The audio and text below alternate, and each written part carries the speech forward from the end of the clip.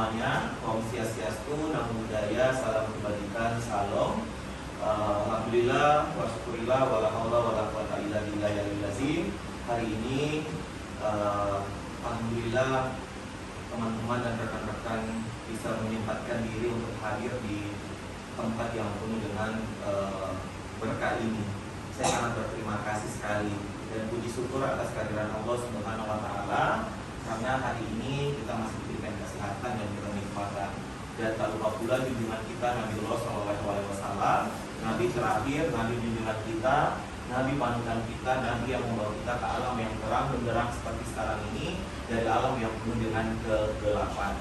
Oke, alhamdulillah hari ini saya sebagai CGP Angkatan 10 ingin mempresentasikan atau membebaskan hasil yang kami dapat dari guru penggerak. Pertama-tama saya akan memperkenalkan diri saya. Nama saya Akbar Ibrahim, mungkin teman-teman sekalian sudah tahu saya CGP Angkatan 10. Ya, terima kasih banyak atas kehadirannya, dan saya juga berterima kasih sama teman-teman kelas saya, Ibu Hajra sama Ibu Dewi. Saya satu kelas CGP Angkatan 10, kelas 63. Oke. Sekarang sebelum masuk ke materi, saya mau refleksi sedikit saja, ya. Kita merefleksi diri kita sendiri. Bagaimana caranya kita harus menenangkan diri kita, tenang, merelaksasikan diri kita supaya pikiran kita ini segar. Oke, saya kasih arahan sama kita semua. Coba kita tarik nafas dalam-dalam, buang, tarik nafas lagi dalam-dalam, buang, tarik nafas lagi dalam-dalam, ditahan sedikit, buang lagi, tarik nafas lagi ke dalam, tahan.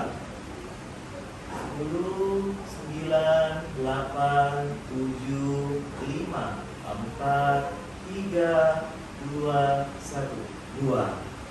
Oke, terima kasih ya. Oke, sekarang ada yang saya akan presentasikan kepada teman-teman rekan-rekan sejawat, bahwa ada beberapa dalam budaya positif. Pasti mungkin kita selalu dengar yang namanya budaya positif. Dan di lingkungan sekolah pasti tahu lah seperti apa itu budaya positif di lingkungan kita, di sekolah kita. Ya, di sini ada beberapa konsepnya, konsep dari budaya positif yang nanti saya akan jelaskan ke rekan-rekan dan teman-teman. Di sini konsep inti dari budaya positif itu pertama perubahan paradigma, terus disiplin positif, nilai-nilai kebajikan, kebutuhan dasar manusia, motivasi perilaku manusia, posisi kontrol kita sebagai guru, keyakinan kelas, dan segitiga restitusi.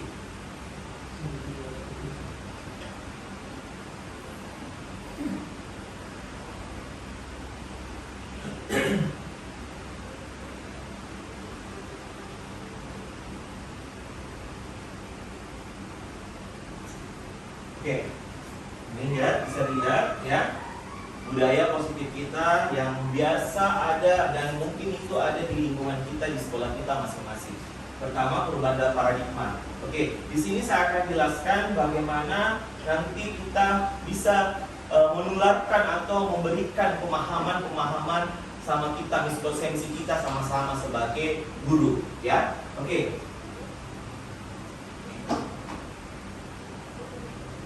Pembelajaran dengan paradigma baru, atau sekarang kan kurikulum merdeka, itu kan kurikulum merdeka itu kan baru, dikatakan sebagai paradigma baru. Nah, di sini pembelajaran dengan paradigma baru merupakan pembelajaran yang berdasarkan prinsip pembelajaran berdiferensiasi. Mungkin kita sudah paham apa itu berdiferensiasi, ya, fokusnya untuk kebutuhan murid. Bagaimana kita harus melihat segi dari kemampuan para murid kita masing-masing. sehingga para peserta didik bisa belajar sesuai dengan kebutuhannya. Jadi diferensiasi sesuai dengan kebutuhannya, mungkin konten produk mungkin konten apa, dan itu kembali lagi bagaimana kita harus melihat dari asesmen awal kita saat memberikan anak-anak bagaimana pemahaman-pemahamannya tentang pembelajaran tak sejatnya berdasarkan tahap perkembangan sesuai teori fisiologi modern dan mewujudkan profil pelajar Pancasila. Oke. Pembelajaran dengan paradigma baru. Kita bisa lihat ada 6 elemen dalam profil pelajar Pancasila. Di sini mungkin bisa dilihat pembelajaran dengan paradigma baru, beriman dan bertakwa kepada Tuhan yang Maha Esa dan berakhlak mulia. Di sini kita bisa lihat bahwa akhlak beragama, pribadi, manusia, akhlak kepada Allah, dan akhlak bernegara. Berbinekaan global seperti apa? Komunikasi dan interaksi antar budaya, refleksi dan tanggung jawab terhadap pengalaman kebinekaan. Berkeadilan sosial, gotong royong, kolaborasi dan kepedulian, kreatif, menghasilkan gagasan yang orisinil, bernalar kritis, memperoleh dan memproses informasi dan gagasan, menganalisis dan mengevaluasi penalaran, terus mandiri, pemahaman diri dan situasi regulasi diri. Inilah beberapa yang bisa saya dalam profil pelajar Pancasila yang bisa dituangkan dalam pembelajaran paradigma baru, yaitu kurikulum merdeka. Ya, oke, bisa dilihat juga intrakurikulernya, budaya sekolah kita, ekstrakurikulernya, dan proyek penguatan profil pelajar Pancasila dalam budaya kerja. Oke, mengubah paradigma stimulus respon, pendekatan teori kontrol. Nah, di sini stimulusnya lawan teori kontrol, pandangan tentang dunia, respon tentang dunia, realitasnya, kebutuhan kita sama. Tapi kontrol tentang dunia, realitas kebutuhan kita ini berbeda.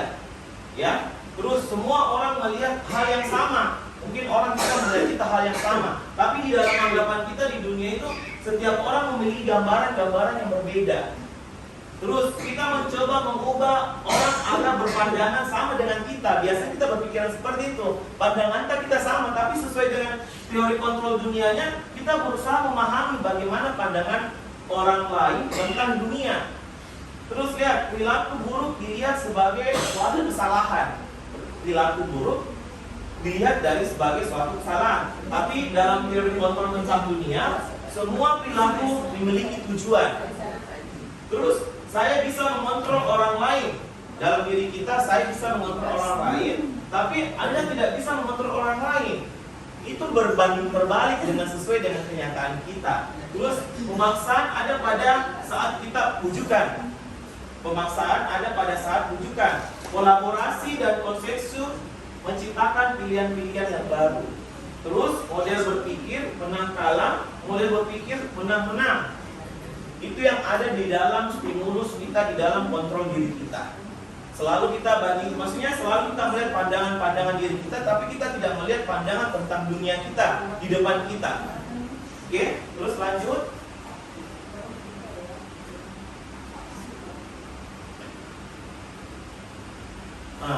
Miskonsepsi teori kontrol. Lihat ilusi kontrolnya.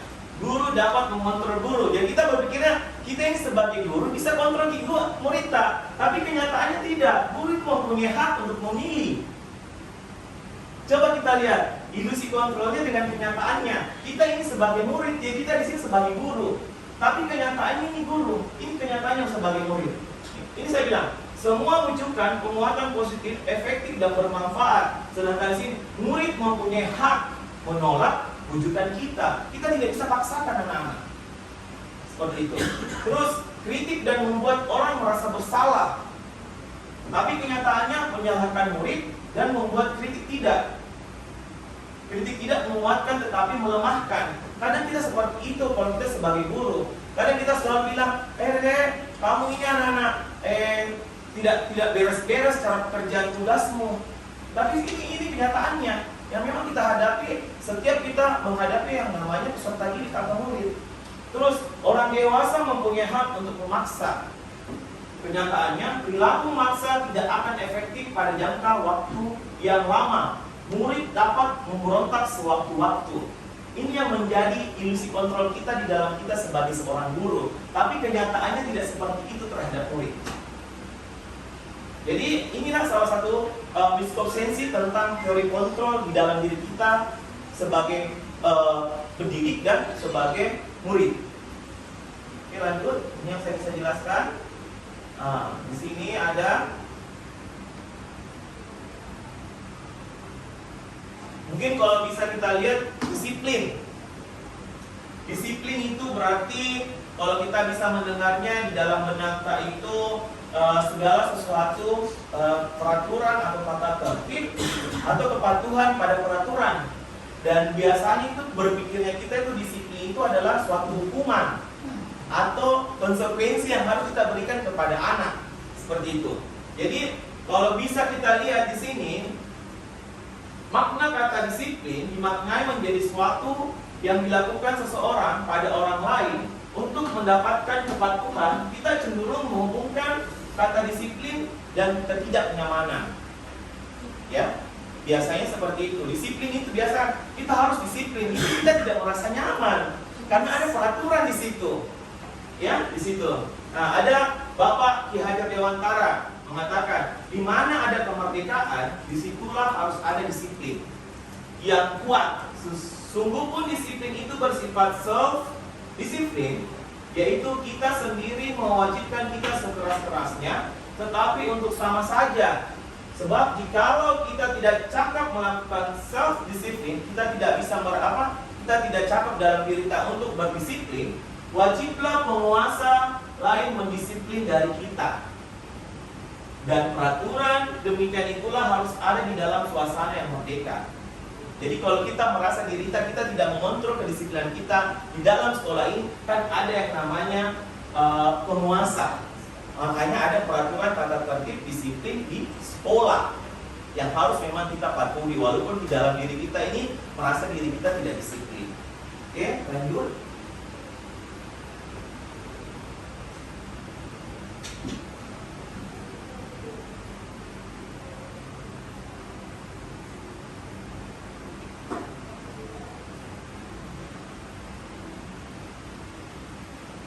Oke, nilai-nilai kebajikan dari 6 institusi organisasi. Profil pelajar Pancasila, beriman, bertakwa kepada Tuhan Yang Maha Esa. Ini 6 elemennya. Terus sikap murid yang harus memang kita tanamkan di dalam anak murid kita itu dalam diri anak murid kita itu toleransi, rasa hormat, integritas, mandiri, menghargai, antusias, empati, keingintahuan, kreativitas, kerjasama, percaya diri, dan komitmen. Ini yang kita harus tanamkan di murid kita. Ya, seperti itu. Oke, ini yang kita harus tanamkan di diri kita, nilai-nilai kebajikan yang harus kita tanamkan ke murid itu.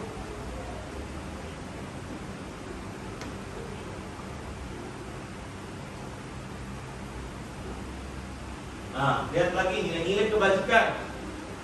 Keterampilan hidup yang bisa kita tanamkan ke anak murid kita, dapat dipercaya, lurus hati, pendengar yang aktif, tidak merendahkan orang lain, memberikan yang terbaik dari diri. Petunjuk hidupnya seperti apa? Peduli, penalaran, bekerjasama, keberanian, keingintahuan, usaha, keluasan, berorganisasi, kesabaran, dan keteguhan hati. Jadi inilah nilai-nilai kebajikan yang bisa kita tanamkan sebagai murid atau sebagai pendidik untuk murid kita. Karena itu memang yang harus kita tanamkan dalam budaya positif kita. Nah, sekarang kita masuk kebutuhan dasar manusia. Kebutuhan dasar manusia. Ada saya pertanyaan pemantik di sini.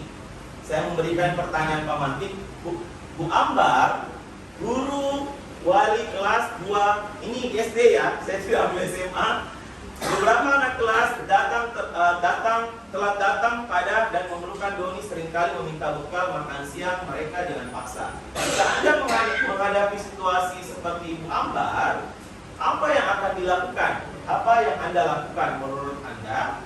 Kira-kira apa alasan doni Ya, ini pertanyaan Pak Mantik. Nanti kita sama-sama saja menjawabnya.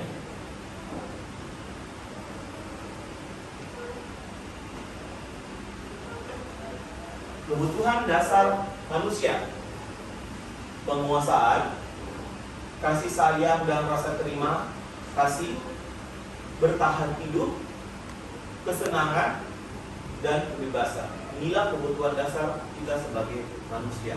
Yang paling utama kita pasti bertahan hidup. Ya, seluruh tindakan manusia memiliki tujuan. Semua yang kita lakukan adalah usaha yang terbaik untuk mendapatkan apa yang kita inginkan.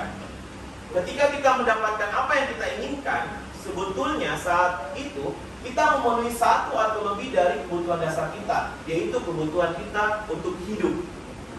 Ya, kebutuhan kita untuk hidup harus survive. Terus kasih sayang dan rasa terima kasih. Terus kebebasan, kesenangan, dan penguasaan.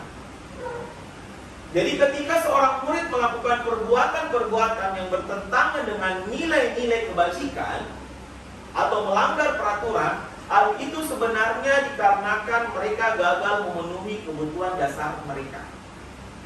Jadi anak-anak gagal dalam memenuhi kebutuhannya karena mereka tidak ada di dalam kebutuhan manusianya tersebut dasarnya. Jadi itu anak-anak suka bolos, itu anak-anak suka kesenangan tidak diperhatikan orang tuanya, ya. Inilah anak-anak melakukan hal yang negatif karena tidak memiliki yang namanya kebutuhan dasar manusia. Tugas kita sebagai murid, sebagai guru, kita harus memenuhi ini semua kebutuhan manusianya. Tapi mindset kita dulu yang mengubah mindset kita dulu yang mengubah diri kita. Apakah kita sudah memenuhi tidak syarat 5 ini? Bertahan hidup, penguasaan, kasih sayang, kesenangan, dan kebebasan. Kalau kita sudah memiliki ini, berarti kita sudah bisa menerapkan ke anak murid kita. Tapi kalau ada salah satu yang belum kita penuhi, berarti masih salah cara kita untuk mengajarkan ke anak murid kita. Ada sesuatu di dalam diri kita yang harus memang kita survive untuk melakukan yang namanya kebutuhan kita sebagai manusia. Oke, lanjut.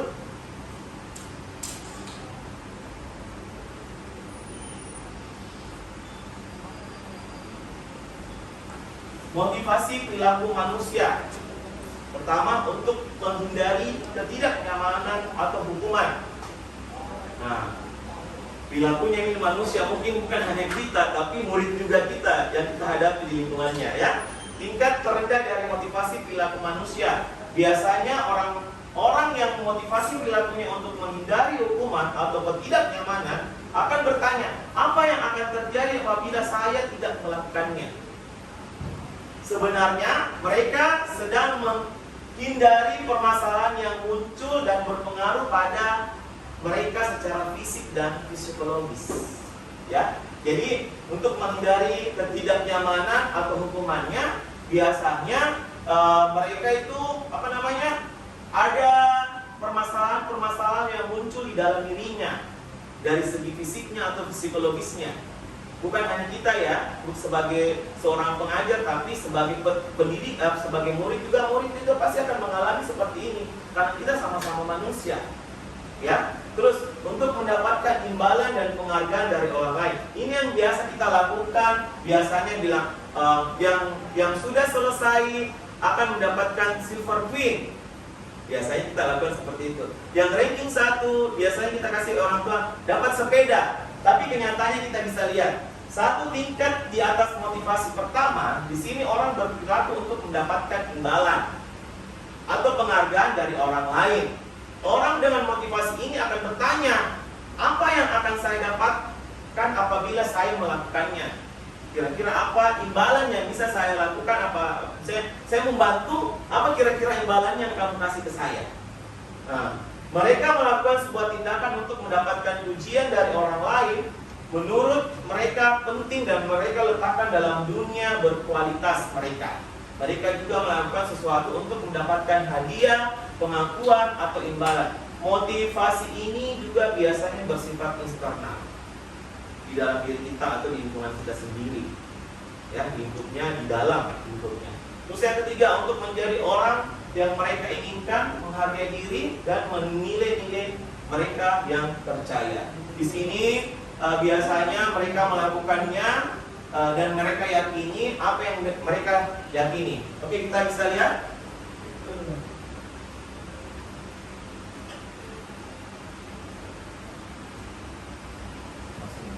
Hukuman, konsekuensi, dan restitusi. Identitas gagal, biasanya anak-anak identitas gagal. Hukuman, biasanya sesuatu yang menyakitkan harus terjadi. Tidak nyaman untuk murid, anak untuk jangka waktu lama. Korban mendapatkan keadilan. Murid, anak akan tersakiti. Identitas sukses, ada disiplin. Kita tahu seperti apa tadi pengertian disiplin ya. Konsekuensi, restitusi, ya, sesuatu yang harus terjadi. Restitusi merupakan pilihan, ini solusi. Tidak nyaman untuk murid, anak untuk jangka pendeknya, waktu jangka pendeknya. Menguatkan untuk murid, anak dalam waktu jangka panjang, makanya ada restitusi dan segitiga restitusi. Korban bisa diabaikan, korban mendapatkan ganti. Murid anak dibuat tidak nyaman, murid dan anak mendapatkan penguatan. Ya, inilah salah satu bentuk identitas gagal dan identitas sukses melalui hukuman dan konsekuensi restitusi. Coba kita bisa lihat di bawahnya. Biasanya identitas gagal lagi hukuman, perilaku agresif yang meningkat. Ini yang biasa kita terjadi kalau kita kasih hukuman anak-anak. Penguatan hanya bertahan dalam jangka waktu pendek, masalah terpecahkan. Kalau sudah masuk di restitusi, pasti masalahnya sudah terpecahkan. Tapi kalau masuk di konsekuensi, itu masih dalam jangka pendeknya. Misalnya contohnya Bu, ada anak-anak teman anak si A dan si B ini lagi kerja tugas. Tiba-tiba air yang dia minum itu tumpah di kertas itu anak tersebut. Itu kira-kira apa yang harus dia lakukan, tanggung jawab apa yang menuangkan air ke A itu, apa hukuman yang harus dia berikan? Apakah itu hukuman atau konsekuensi? Itu masuk nanti dalam keyakinan kelas kita, ya. Oke. Terus sistem tidak akan berjalan bila murid tidak takut. Memerlukan monitoring dan supervisi terus-menerus dari guru. Inilah konsekuensinya. Ini kita bandingkan hukuman, konsekuensi, dan restitusi. Kalau sudah masuk di restitusi, murid belajar bertanggung jawab dan berperilaku. Terus peraturan adalah kamu harus apa peraturan mampukah kamu melakukan yang diterima kasih? Kalau sudah masuk restitusi, apa yang kamu yakini? Apa yang bisa kamu lakukan untuk memperbaiki masalah ini? Jadi ini ceritanya kita ini sebagai pendidik harus di tingkat restitusi, bukan kita memberikan hukuman. Kalau melakukan hukuman, kita langsung kasih hukuman, tidak. Kita harus memberikan konsekuensi, tidak. Kita harus belajar untuk bagaimana kita harus restitusi untuk menyelesaikan permasalahan anak tersebut. Jadi lihat murid anak menghormati dirinya dan orang lain. Lihat negatifnya, netral dan positifnya. Jadi ini hukuman, ini konsekuensi netral, ini positifnya konsekuensi. Oke, lanjut.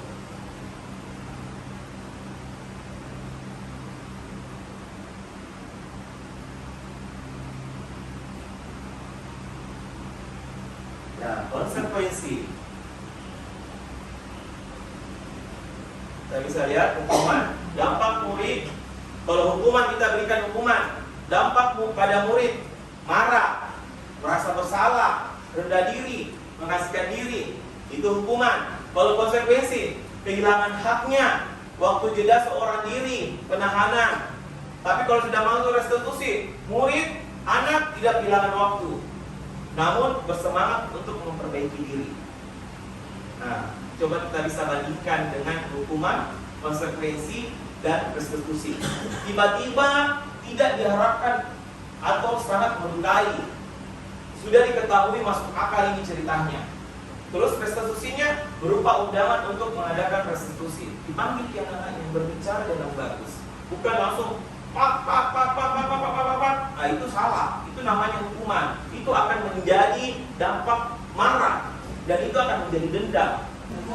Nah, sebagai posisi kontrol kita sebagai teman, penjelasannya di sini guru menggunakan kalimat persuasif atau intonasi suara ramah untuk mengontrol murid. Biasanya itu anak-anak kayak berteman seperti itu. Terus guru menggunakan humor dan mempunyai hubungan baik dengan murid. Biasanya begitu.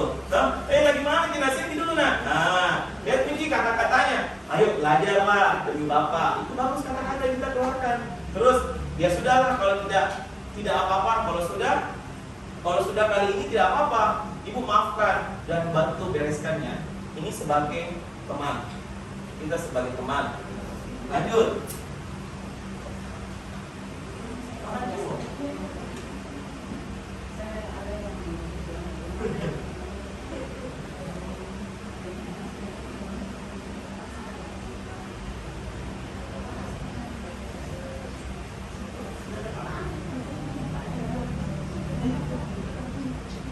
Oke, sebagai pemantau. Ini sebagai pemantau. Guru selalu mengawasi murid dan bertindak sesuai pada peraturan sekolah dan konsekuensi.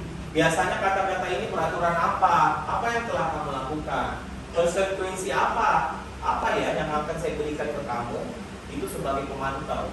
Ya, biasanya sebagai pemantau dia melihat bagaimana perilaku anak-anak yang bisa dinilai. Oke, nah disinilah ada yang terakhir, inilah salah satu yang harus kita terapkan, yaitu sebagai manajer.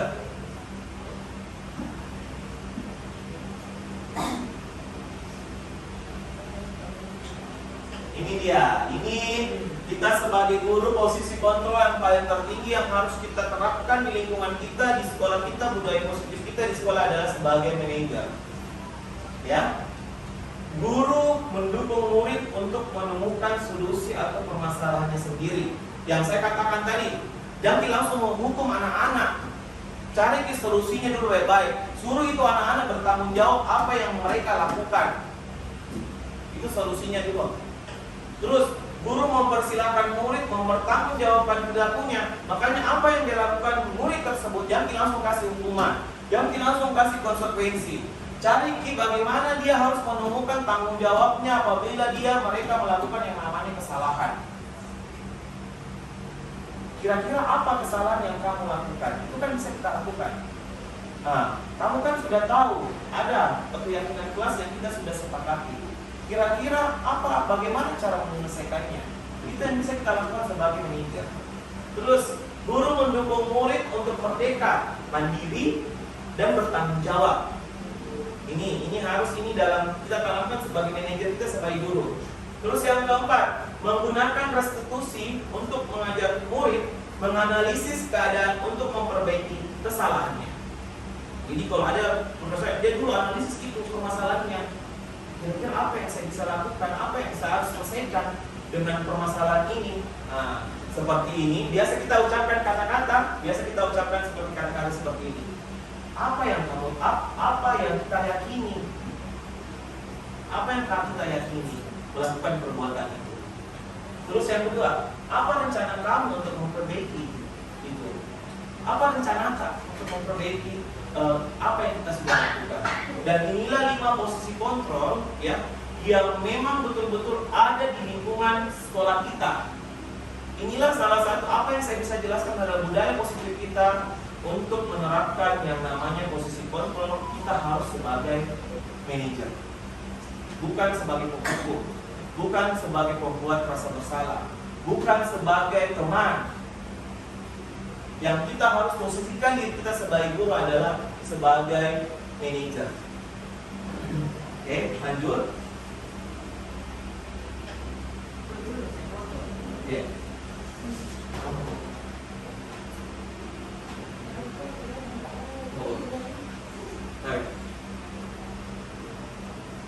Dan ini saya jujur Bu, selama ikut yang namanya guru penggerak ini, saya merasa diriku salah mendidik murid.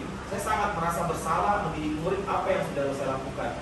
Dan ini memang betul-betul yang kita terapkan dalam diri kita bahwa kita ini sebagai guru harus memberikan contoh yang lebih baik. Kita harus menjadi seorang manajer untuk menyelesaikan masalah.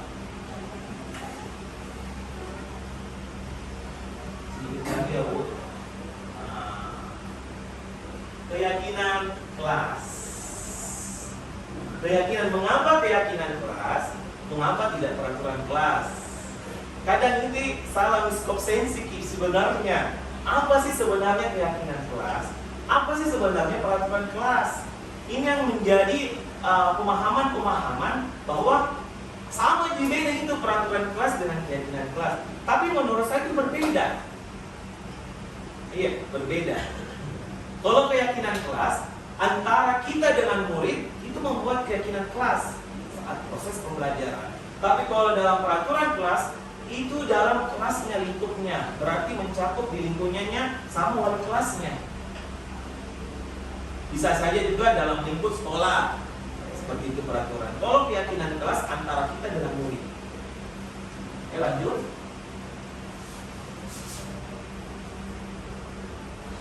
Ini simpel saja, saya cuma kasih 2 slide saja ya. Oke, pembentukan keyakinan kelas harus bersifat abstrak. Ya, tidak usah terlalu berbelit-belit membuat keyakinan kelasnya. Terus berupa pernyataan universal yang meluas.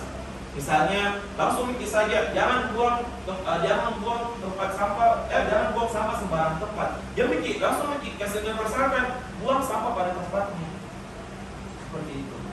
Terus dibuat dalam pernyataan positif. Seperti apa dalam positif? Misalnya jangan berlarian di lingkungan kelasnya, di kelas ya, dipositifkan jangan berjalan. Maksudnya berjalan, jangan berlari, berjalan dengan baik. Kita positifkan saja dengan kata-kata keyakinan kelas kita. Terus sedikit saja agar mudah diingat. Itu saya bilang pemahamannya sedikit saja agar mudah diingat anak tersebut. Ya, seperti itu.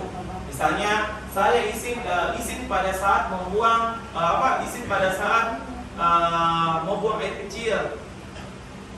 Kita buat yang lebih diingat lagi seperti apa. Misalnya apa nih bagusnya ingatnya? Misalnya izin, Pak, izin. Saja, simpel saja. Tidak usah terlalu supaya bisa diingat. Terus sesuai dengan kondisi kelas dan sekolah sehingga mudah diterapkan. Jadi di lingkungan kelasnya bagaimana kondisinya. Terus di sekolah juga seperti apa kondisinya. Yang terakhir, semua warga sekolah, warga kelas dilibatkan saat membuat keyakinan kelas. Bukan hanya keyakinan kelas, keyakinan sekolah, keyakinan guru juga ada sebenarnya. Itu dilibatkan semua. Ini adalah salah satu pembentukan keyakinan yang menurut saya yang bisa kita lakukan pada saat nanti pertemuan semester nantinya. Kita kasih buat yang universal nih, yang lebih abstrak, yang lebih mudah dipahami anak-anak. Oke, lanjut sedikit lagi.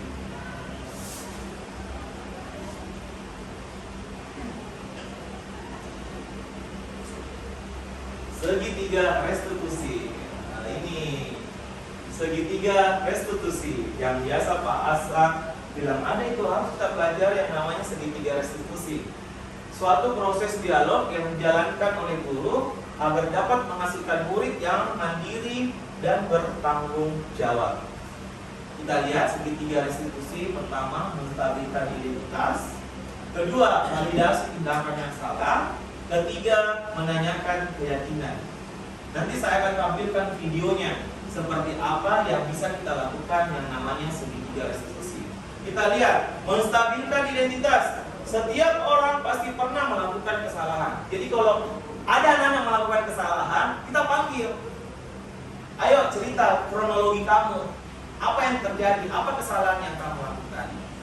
Jadi kalau dia cerita nih, begini Pak, saya begini, saya harus begini. Kita jawab misalnya begini, setiap orang punya kesalahan. Kita jawab seperti itu menstabilkan. Terus, kamu bukan satu-satunya yang pernah melakukan ini. Itu kan menstabilkan suasana. Kalau udah cerita itu kasus cerita nih pelanggarannya misalnya manjat di di pagar terlambat, itu tidak langsung dipukul, tidak langsung, itu dipanggil, kita menstabilkan. Kenapa anak-anak kamu melakukan hal seperti itu? Semua orang melakukan hal yang sama. Nah, kita menstabilkan, Bu. Seperti itu. Terus memvalidasi tindakan yang salah. Nah, di sini kamu tentu punya alasan mengapa melakukan itu. Jadi apa yang kita sudah lakukan, kamu bukan satu-satunya yang pernah melakukan. Dan kita lagi, dia bilang lagi, kamu tentu punya alasan kenapa kamu harus memanjat pagar pada saat terlambat. Kamu pasti punya alasan. Berikan saya alasannya, ya kan? Terus, adakah cara lain yang efektif untuk mendapatkan apa yang kamu butuhkan? Kira-kira apa? Dan ini sudah memvalidasi tindakannya yang mereka lakukan, kesalahannya. Nah, sekarang kita menanyakan keyakinannya. Nah, pertama, keyakinan kelas yang telah kita sepakati apa? Seperti keyakinan sekolah kita seperti apa? Kalau kan keyakinan sekolah kan sudah menyeluruh. Kira-kira apa? Kita berbicara. Terus kita bilang, kamu ingin menjadi orang seperti apa? Kelak, apabila kamu melakukan hal seperti ini. Nah, jadi inilah salah satu segitiga restitusi untuk menyelesaikan pelanggaran-pelanggaran yang menurut kita susah untuk kita selesaikan. Dan kita harus menyelesaikan dengan segitiga restitusi, yaitu menstabilkan identitas, validasi tindakan yang salah, dan menanyakan keyakinan. Oke?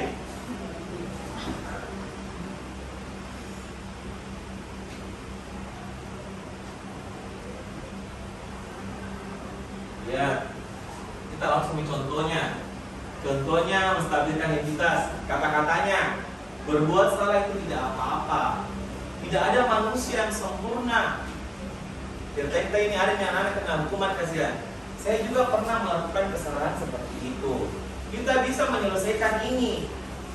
Bapak Ibu tidak tertarik mencari siapa yang salah, tapi Bapak ingin mencari solusi dari permasalahan ini. Kamu berhak merasakan begitu. Apakah kamu sudah menjadi teman baik buat diri kamu sendiri? Inilah pertanyaan menstabilkan identitas apabila kita harus mendengar kronologi pelanggaran-pelanggaran terhadap murid kita. Lanjut, ini menstabilkan identitas.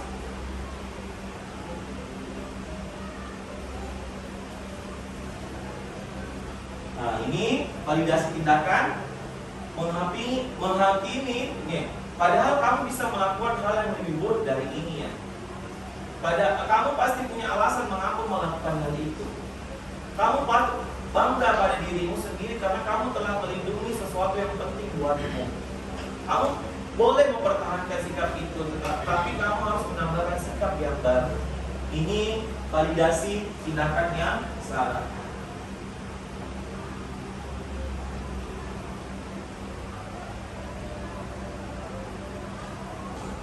Ya, ini menanyakan keyakinan. Apa yang kita percaya sebagai kelas atau keluarga? Apa nilai-nilai umum yang kita telah sepakati? Ada bayangan kita tentang kelas yang ideal. Kamu mau jadi orang seperti apa? Jadi setelah kita sudah menstabilkan, kita sudah validasi, kita menanyakan keyakinannya untuk menyelesaikan masalahnya. Oke?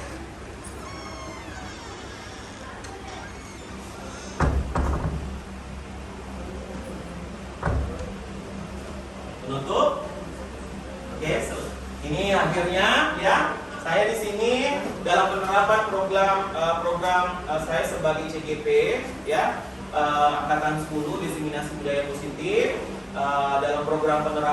Dalam penerapan program ini disiplin positif, hendaknya guru memiliki standar kepribadian ya, profesional, sosial yang baik, di mana guru mampu merefleksi dirinya dalam posisi kontrol saat ini. Bagaimana perjalanan dirinya sebagai AMOM, manajer yang saya sudah bilang tadi. Terus yang menuntun, bukan menuntut, tapi menuntun murid. Ya, sesuai dengan kuadran alam dan zaman. Menjadi insan yang mandiri dan merdeka dan bertanggung jawab. Jadi inilah hasil dari diseminasi saya budaya positif di lingkungan sekolah di SMA Negeri 5 Makassar. bisa. Semoga apa yang saya sudah berikan imbaskan kepada teman-teman bisa diambil positifnya, dibuang negatifnya. Kita sama-sama belajar, ya, sama-sama belajar untuk lebih baik, untuk sekolah kita lebih baik. Cukup sekian, sangat berterima kasih sekali atas kehadirannya, terutama temanku juga angkatan CGP angkatan 10 telah hadir, teman-teman sejauhku juga dan semuanya. Inilah salah satu bentuk keyakinan kelas yang saya lakukan di dalam kelas. Dan di sini. Assalamualaikum Pak. Waalaikumsalam. Sini Pak. Silakan dulu.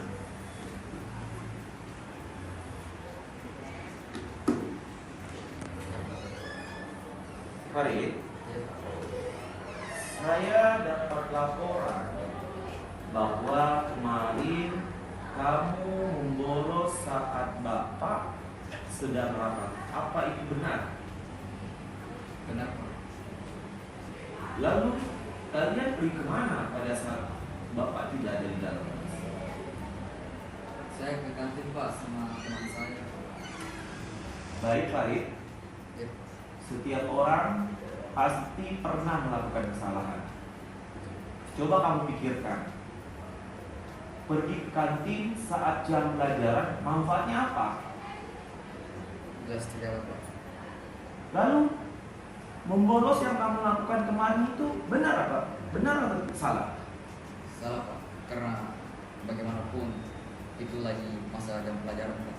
Dan dalam manfaatnya untuk diri saya sendiri. Bahkan lebih parahnya bisa saja saya didapat sama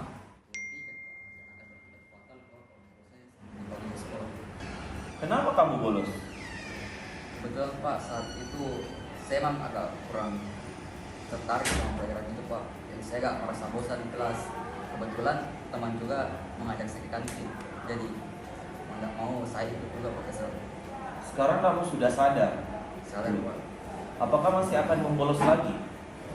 Insya Allah tidak lagi Pak. Untuk kedepannya Farid, bila Bapak sedang rapat, apa yang akan kamu lakukan? Apa yang kamu lakukan untuk memperbaiki kesalahan ini? Tentunya saya akan mengajar materi yang ketinggalan dulu Pak akibat bolos yang tadi. Saya akan minta tugas terlebih dahulu untuk mengerjakannya Pak. Dan kedepannya ketika ada ragu di kelas saya akan di kelas saja Pak sampai mata pelajaran yang selesai. Oke, baik. Semoga kamu mendapatkan pelajaran yang bermakna dari kesalahan yang sudah kamu lakukan sama Bapak. Sekali lagi maaf Pak sudah membuat cemas dan mengganggu